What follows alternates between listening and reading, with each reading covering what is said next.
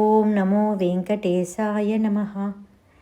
ఇకపై శ్రీవారి భక్తులకు ఏ రోజుకు ఆ రోజు శ్రీవారి దర్శనం.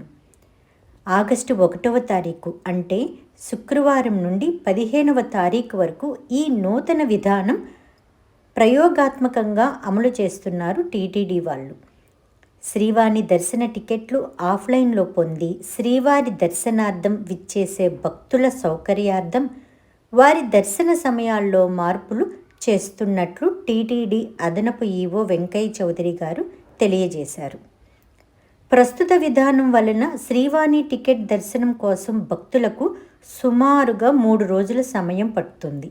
వారి సౌకర్యార్థమై ఏ రోజుకు ఆ రోజు టికెట్ జారీ మరియు దర్శనం కల్పించడం గురించి ప్రయోగాత్మకంగా ఆగస్టు 1వ తారీఖు నుండి 15వ తారీఖు వరకు అమలు చేస్తున్నారు. తిరుమలలో ఉదయం 10 గంటల నుండి మొదట వచ్చిన వారికి అంటే ఫస్ట్ కమ్ ఫస్ట్ బేసిస్ మీద టికెట్లు జారీ చేస్తున్నారు. టికెట్లను పొందిన శ్రీవాణి భక్తులకు తిరుమలలోని వైకుంఠం క్యూ కాంప్లెక్స్ వద్ద అదే రోజు సాయంత్రం 4:30 గంటలకు రిపోర్టింగ్ సమయం. రేణిగుంట విమానాశ్రయంలో ఉదయం 7 గంటల నుండి దర్శన టికెట్లు కోటా ఉన్నంత వరకు జారీ చేస్తున్నారు. యథావిధిగా తిరుమలలో ఆఫ్లైన్ ద్వారా 800 టికెట్లు, రేణిగుంట విమానాశ్రయంలో 200 టికెట్లు జారీ చేస్తున్నారు.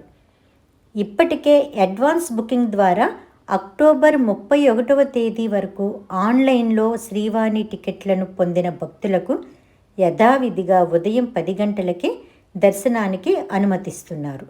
నవంబర్ 1వ తేదీ నుండి శ్రీవాణి టికెట్లను ఆఫ్లైన్ మరియు ఆన్లైన్ టికెట్లు పొందిన భక్తులు సాయంత్రం 4:30 గంటలకు వైకుంఠం క్యూ కాంప్లెక్స్ 1 ద్వారా శ్రీవారి దర్శనానికి అనుమతి ఇస్తారు. భక్తులు ముందుగా కౌంటర్ల వద్దకు చేరుకొని తాము ఇబ్బంది పడకుండా ఉదయం 10 గంటలకు మాత్రమే తిరుమలలోని శ్రీవాణి టికెట్ జారీ చేయు ప్రదేశం వద్దకు చేరుకోవాలని చెప్తున్నారు. ఈ నూతన విధానంతో భక్తులు శీఘ్రంగా అనగా వచ్చిన రోజునే దర్శనం చేసుకునే వెసులుబాటుని అమలు చేస్తున్నారు. కాబట్టి తిరుమల వెళ్ళే భక్తులు ఈ మార్పును గమనించి దానికి అనుగుణంగా శ్రీవారి దర్శనం చేసుకోవాలని కోరుకుంటున్నాను. ఓం నమో వెంకటేశాయ నమః.